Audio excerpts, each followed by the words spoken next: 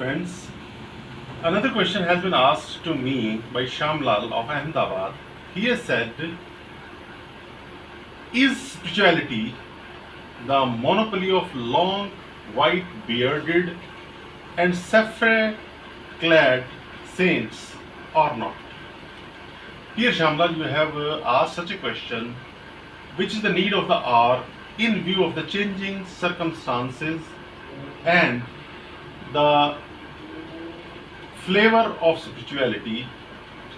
It's indeed now no longer a spirituality, no longer a monopoly of long bearded saints, because this myth has completely broken down in European countries, and in urban India it is in the process of getting transformed.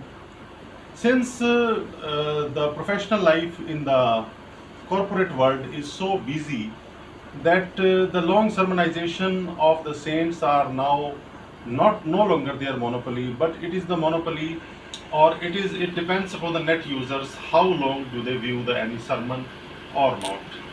So the scandals and scams which have been happening in the ashrams have caused this breakdown in the scenario, and spirituality that was based on the blind faith is being replaced by a rational and logical outlook by the new professionals, entrepreneurs, businessmen, and bureaucrats.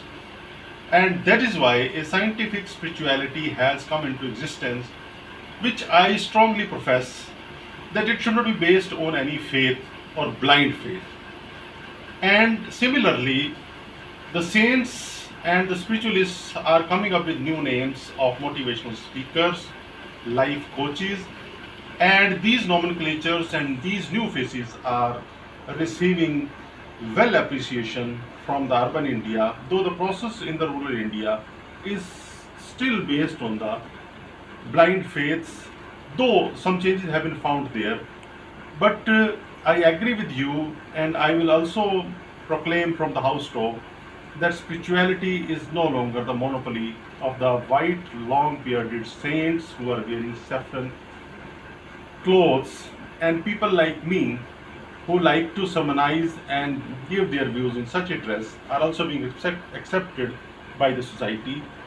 Thank you very much. Any queries? 9050 573 820.